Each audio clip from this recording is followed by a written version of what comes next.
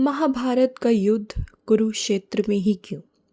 महाभारत के युद्ध में सबसे बड़ी विशेषता यह थी कि इसमें शत्रु कोई बाहर का नहीं था, बल्कि परिवार के सदस्य ही शत्रु बने हुए थे। मरने वाला और मारने वाले भी एक ही परिवार के लोग थे। यह अब तक का एकमात्र ऐसा युद्ध था जिसमें लड़ने वाले के मरने वाले के साथ साथ आपसी संबंधों की भी मौत हो रही थी। इस युद्ध में पारिवारिक संबंधों का जो पतन देखने को मिला वह बहुत ही आश्चर्यजनक और दुखद था। महाभारत का यह युद्ध पारिवारिक संबंधों और मर्यादाओं की विनाशक और विभस्त परिणति थी।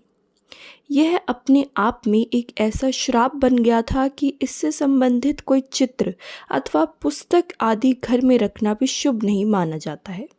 महाभारत के युद्ध में श्री कृष्ण केंद्र में थे। वह कौरव और पांडवों के समान रूप से हितैषी और शुभ चिंतक थे।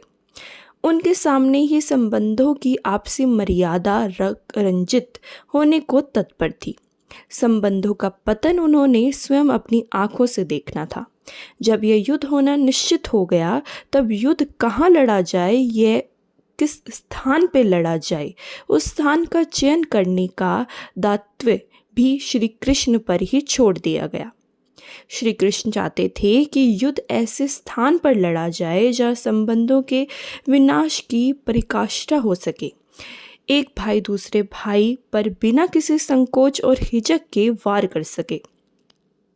छोटे अबोध बच्चे तक को मौत के घाट उतारने समय दिल में दया की एक छोटी चिंगारी तक शेष न रहे।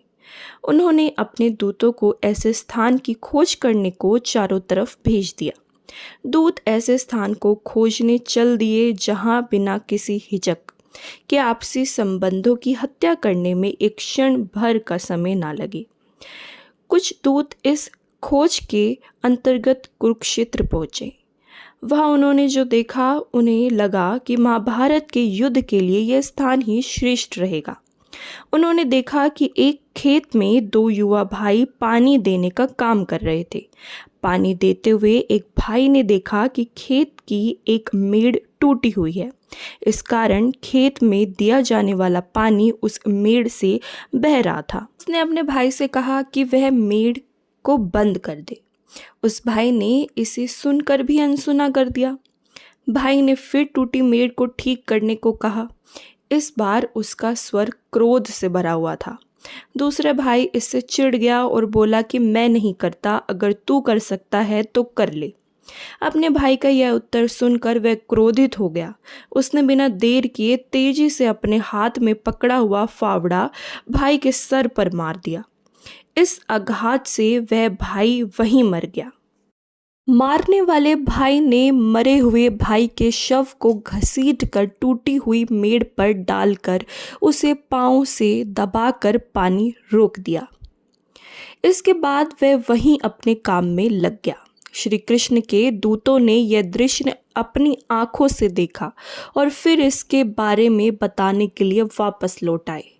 उन्होंने जैसा देखा वैसा ही विस्तार से श्री कृष्ण को बता दिया। कृष्ण को महाभारत के युद्ध के लिए कुरुक्षेत्र ही श्रेष्ठ स्थान लगा। उन्होंने इस बारे में कौरवों एवं पांडवों को बता दिया। किसी को इसमें किसी प्रकार की समस्या नहीं थी। इसके बाद युद्ध हुआ। इसमें कौरवों के वंश का समूल विनाश हो गया। अर्जुन को अपने पुत्र अभिमन्यु का बलिदान करना पड़ा। भीम के पुत्र घटोत्कच का वध स्वयं श्री कृष्ण ने अपने सुदर्शन चक्र से कर दिया। शिविर में सोए हुए पांडवों पत्रों का वध कर दिया।